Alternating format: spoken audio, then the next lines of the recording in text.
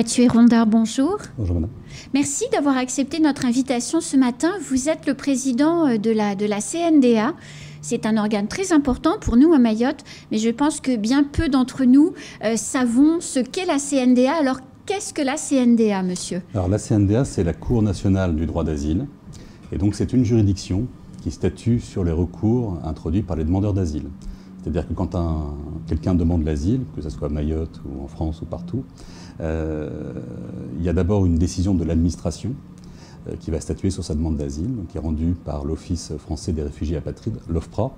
Et quand cette demande est rejetée, il peut saisir une juridiction qui est la Cour nationale du droit d'asile, qui est compétente donc pour tous les recours pour la France entière, qui siège d'habitude à Montreuil, à côté de Paris, et qui va donc statuer sur cette demande, soit pour rejeter ce recours, soit au contraire pour accorder la qualité de réfugié ou une protection. À la personne concernée. Ouais. Alors, vous disiez que vous étiez à Montreuil, en règle générale, que vous siégiez à Montreuil, sauf que là, nous sommes à Mayotte, vous êtes sur le plateau avec nous. Pourquoi êtes-vous présent à Mayotte en ce moment? Mais normalement, oui, donc je l'ai indiqué, la Cour, elle siège à Montreuil, et le principe, c'est que tous les demandeurs d'asile qui viennent à l'audience viennent en général à Paris. Alors vous me direz forcément à Mayotte, c'est pas possible. Donc en général à Mayotte, on a un système de vidéo-audience qui fonctionne avec le tribunal administratif de Mayotte. Mais comme il y a eu beaucoup de demandes d'asile, on n'arrivait pas à traiter toutes les demandes à partir de ces vidéo-audiences. Et donc on avait un stock avec des gens qui attendaient et des gens qui s'installent également. Et donc on a mis en place des audiences qu'on appelle les audiences foraines.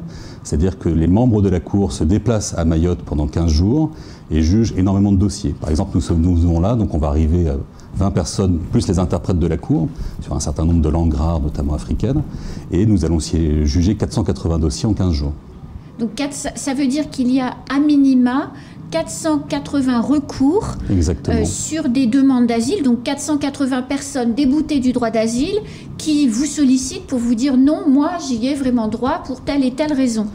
Exactement, et donc on va organiser une audience. La personne vient. La personne vient, il y a un avocat qui vient aussi.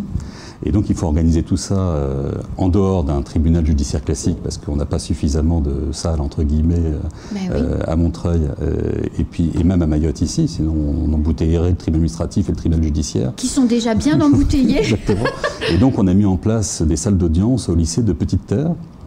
Parce que ce sont les vacances? Ce sont les vacances scolaires et donc le proviseur et le rectorat, que je remercie d'ailleurs, nous ont fort obligeamment donné 4 salles et donc on a mis en place 4 salles d'audience. Donc avec des avocats. Je remercie aussi le bâtonnier de Mayotte qui nous a aidé justement à mettre en place ces audiences parce qu'évidemment on a le droit à un avocat pour se défendre devant la Cour nationale du droit d'asile et on a même des avocats qui sont venus de la Réunion spécifiquement pour assurer cette défense-là. Et donc on va siéger pendant 15 jours. Alors, on a 4 salles d'audience qui tournent en continu. À plein régime. Bah oui, parce que 480 dossiers, ça fait beaucoup. Alors, en fait, quand vous m'avez dit il y a un avocat, 480 dossiers, mais il y a un vrai business pour derrière tout ça. La personne qui arrive, qui est prise entre guillemets dans le cadre d'une association, il y en a une ou deux ici à Mayotte qui s'occupent de tout ça. L'avocat ou les avocats qui sont en lien avec ces associations, mais leur chiffre d'affaires est assuré en réalité parce que c'est beaucoup de dossiers. Il n'y a pas intérêt à pas arrêter en réalité de déposer des recours. On a le droit de demander l'asile quand on arrive en France. Bien sûr. C'est quand même un élément qui est important. Oui. Et donc là, pour le droit d'asile, donc il y a des dépôts de demande. On peut demander l'asile dans un certain nombre de cas. On a des demandeurs qui viennent des Comores, des demandeurs qui viennent de pays africains, notamment des Grands Lacs, sur lesquels il y a un certain nombre de sujets qui relèvent vraiment du droit d'asile. Je pense au Rwanda ou au Burundi, où on a des situations politiques. Et donc c'est normal qu'ils puissent se défendre et qu'ils puissent être défendus par un avocat. C'est normal qu'ils puissent saisir un tribunal s'ils estiment qu'ils ont droit à l'asile. Et c'est normal qu'ils puissent être défendus par des avocats. Alors sur 480 dossiers, Monsieur le Président, à peu près en moyenne, vous allez revenir sur la décision de l'OFPRA dans quelle proportion? À peu près, en règle générale. Alors c'est très compliqué, je n'ai pas très envie de m'exprimer sur les dossiers qu'on a là, parce que chaque cas est différent. Chaque situation est une situation individuelle. Et donc c'est chaque audience, il y a une vérité de chaque audience. Bien sûr. Et qui va dépendre des dossiers. Après, ce que je peux vous donner, c'est les statistiques, j'allais dire un peu générales, hein, alors, donc sur l'année 2021. Oui. Parce que là, qui est terminé, donc ça, c'est plus objectif, entre guillemets. Bien sûr. Voilà. Donc, on accorde une protection à la Cour dans à peu près 2% des cas pour les Comoriens. En revanche, par exemple, pour le Rwanda, c'est beaucoup plus important. Et c'est près de 36% des affaires que nous avons eues où on a estimé qu'il y avait vraiment des persécutions politiques potentielles. Donc, vous voyez, il y a une grosse différence, évidemment, suivant les pays des demandeurs et les situations. Alors, nous, effectivement, le droit d'asile, vous l'avez dit et vous l'avez rappelé, c'est un droit qui est permis dans notre pays. Et il n'y a pas de raison que celui qui estime devoir en bénéficier ne puisse pas en bénéficier, sauf que quelquefois, il est débouté de sa demande. Qu'est-ce qui se passe une fois que la personne, on lui dit écoute, non monsieur ou non madame, vous ne pourrez pas en bénéficier? Qu'est-ce qui devient ce monsieur ou cette dame? Pour la Cour nationale du droit d'asile, ça s'arrête là. C'est-à-dire que nous, on a rendu notre décision, on a une juridiction, et donc on doit statuer sur ce recours. On essaie de statuer dans des délais raisonnables. On fait donc l'effort de venir à Mayotte pour essayer justement de statuer. C'est une juridiction, donc il y a un temps de la justice qui est un temps incompressible pour que les gens soient bien jugés, mais ça s'arrête. Après, on revient sur un système plus classique, j'allais dire, d'immigration, et donc là, c'est la préfecture qui reprend ses droits et qui va prendre un certain nombre d'actes. Donc, en fait, la situation, il sort du lycée de Petite-Terre tout à l'heure, demain ou dans les 15 jours. Oui. Voilà. La décision arrive au bout de 3 semaines quand même. Hein. Ok. Parce que derrière, on doit rédiger un jugement. Nous, on n'est ni un guichet, ni une association. Nous, notre rôle, c'est vraiment de statuer, c'est la justice, et c'est vraiment de statuer sur une demande en droit. Donc, si à l'issue du jugement que vous allez rendre 3 semaines après, la personne est déboutée de sa demande ou que la décision de l'OFPRA est confirmée, il est en situation irrégulière. Mais monsieur, c'est des situations qui sont extrêmement difficiles parce qu'on parle d'êtres humains. Mais quand on a mis déjà de longs mois à avoir sa décision, à recevoir sa décision de l'OFPRA, et quand vous discutez avec des demandeurs, ils vous parlent de parcours du combattant quand même pour arriver à obtenir une décision. Je crois que vous m'avez dit quand on a préparé l'émission que vous essayez de statuer en 5 mois. Ça fait quelquefois 1 année, 2 années que les gens sont déjà ici. Quelquefois, ils ont construit leur vie, y compris, ils ont eu des enfants. On crée des situations inextricables parce qu'il n'a pas le droit de rester, mais il a eu un enfant. On fait quoi, en fait? Tout ce que je peux vous dire, c'est qu'on est tous très mobilisés sur le sujet. C'est-à-dire que vous dites 1 an devant l'OFPRA, ce n'est pas le délai moyen. L'OFPRA vient très régulièrement aussi faire des missions foraines à Mayotte pour pouvoir examiner rapidement et prendre une décision rapide. Et nous, vous voyez, quand même, on se déplace. Oui, bien sûr, c'est pas la première fois. Et donc, on se mobilise pour pouvoir justement statuer dans des délais raisonnables, donc pour réduire au maximum, entre guillemets, ce délai de réponse pour statuer définitivement sur la demande d'asile.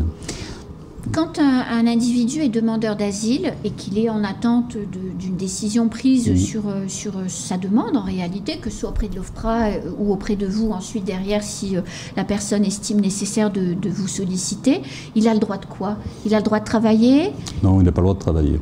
Et il reçoit quoi? Une allocation quelconque? Il y a des conditions matérielles d'accueil qui sont d'ailleurs différentes à Mayotte qu'en métropole, donc qui sont d'un niveau moins important. Oui. Qui sont donc distribués pendant la période effectivement d'examen et le cas échéant s'il nous saisit devant la période. Et c'est quoi ces conditions d'accueil? Normalement, il y a des logements, mais c'est très difficile. Et puis, il y a une petite allocation qui est très très faible, en fait, à Mayotte. Mais du coup, ce qui veut dire, en toute conscience, si on se dit les choses de manière réaliste, la personne, elle demande l'asile, ça va durer longtemps. Si tout le monde fait bien son boulot, en 10 mois, c'est très long quand même, 10 mois.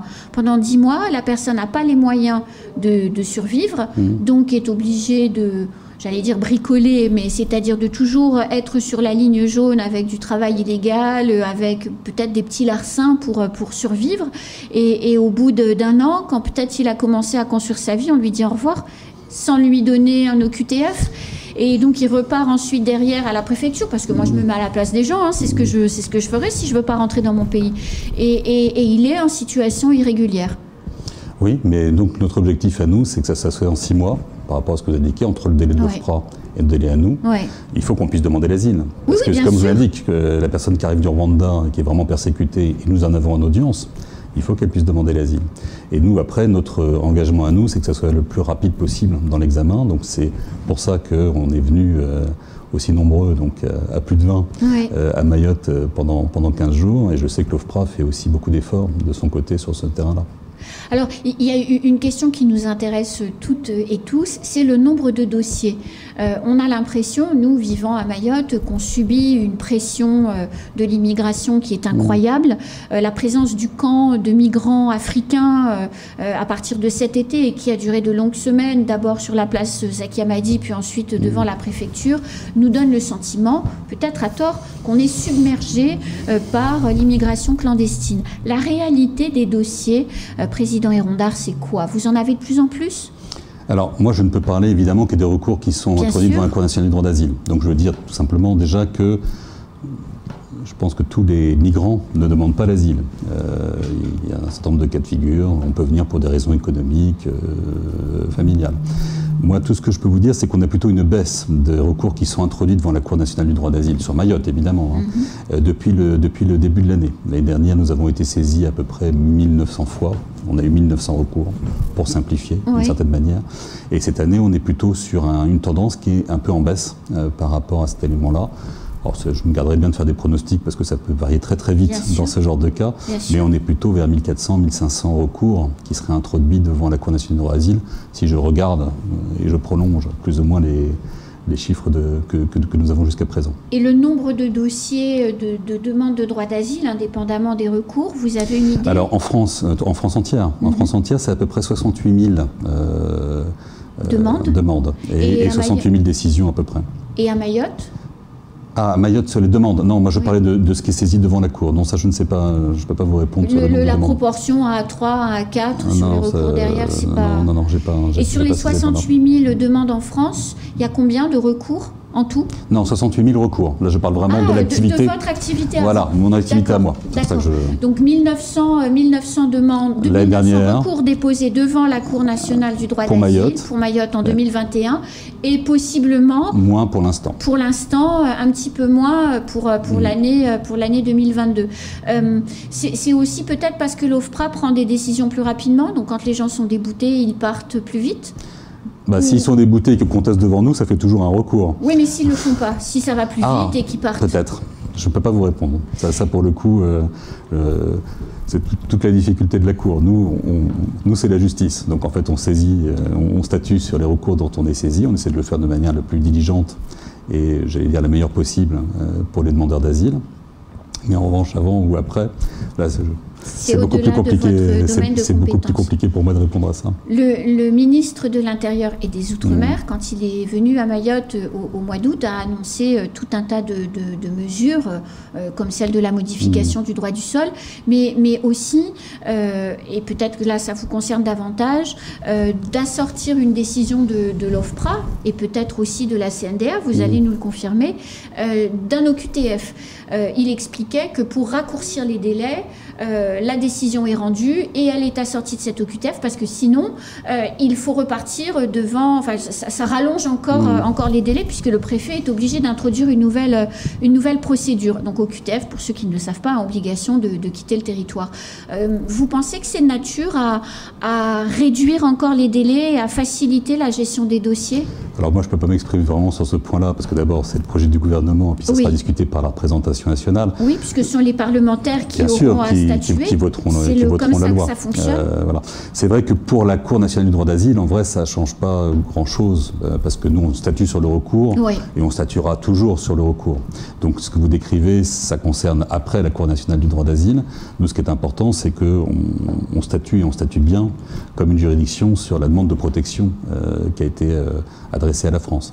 Voilà. Mais je pense que si le ministre de l'Intérieur souhaite faire cette réforme, c'est qu'il estime qu'après la décision de la Cour nationale du droit d'asile, ça rendra sûrement le système plus efficace.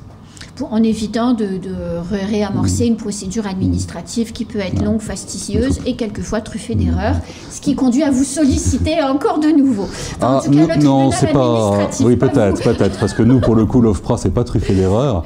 Après, on peut avoir une appréciation différente, et c'est pour ça qu'il y a un juge. Bien sûr. Donc, on peut avoir une appréciation différente de l'administration. Mais en fait, la question de savoir si c'est plus efficace, il faudra plutôt la poser effectivement à Monsieur le Préfet. Une fois ou à Monsieur le Président du tribunal administratif. Dernière petite question. Vous êtes là pour 15 jours. Ce n'est pas la première fois, je crois, que vous venez cette année. C'est quoi le calendrier de travail? On vient tous les 6 mois, pour D'accord. l'instant. Voilà. Et tant qu'il y aura, j'allais dire, tant qu'on n'arrive pas à juger suffisamment de dossiers à partir du tribunal administratif de Mayotte, qui fonctionne quand même de manière régulière. Et intense. Et bien, on viendra autant de fois que c'est nécessaire faire ces missions foraines à Mayotte, parce que c'est quand même un sujet important pour le droit d'asile, et je crois pour Mayotte aussi. Donc vous disiez 1900 demandes devant votre sollicitation, devant votre cours. Vous venez 2 fois par an. 480, on va arrondir à 500. Ça veut dire que vous éclusez le stock de moitié. Oui, mais on continue à juger quand même, hein, quand on ne vient pas. Depuis Montreuil. Voilà. Et voilà. Okay. Non, quand même. Mais c'est bien de faire des maths. Vous avez tout à fait raison. On vient parce qu'on n'arrive pas suffisamment à juger grâce au tribunal administratif de Montreuil, et on vient ici. D'ailleurs, le tribunal administratif de Mayotte nous aide dans les audiences foraines, parce qu'il contribue. Un certain nombre de juges sont des juges du tribunal administratif de Mayotte qui viennent nous aider avec les avocats à juger ces 500 dossiers. Merci beaucoup, Monsieur le Président Hérondard. Votre mission s'étend jusque quand, cette fois? Alors, on reste 15 jours. Enfin, vous venez d'arriver, en réalité. Moi, je ne resterai pas les 15 jours, mais mes collègues, eux, sont à pied d'œuvre. Ils ont déjà commencé hier au lycée. J'en profite d'ailleurs pour remercier le proviseur et les services du rectorat qui nous ont très bien accueillis et qui nous ont aidés à rendre la justice dans ce territoire. Et donc, il vous rester 15 jours en siégeant, voilà. Mais en tout cas, moi, je trouve que c'est bien que vous soyez là, puisque ça vous permet aussi d'apprécier les conditions de vie à Mayotte. Et je sais que votre premier regard était plutôt positif sur notre département. Vous verrez ce soir, après le décasage de Niambotiti et les émeutes qui vont probablement suivre, si vous trouvez que c'est toujours aussi joli. Parce que c'est pas forcément facile tous les jours, la vie qu'on vit ici avec l'insécurité et l'immigration clandestine. Merci beaucoup, Président Hérondard. Et puis, le micro est ouvert, vous revenez quand vous voulez. C'est la fin de ce temps de parole. Tout de suite, la suite de nos programmes.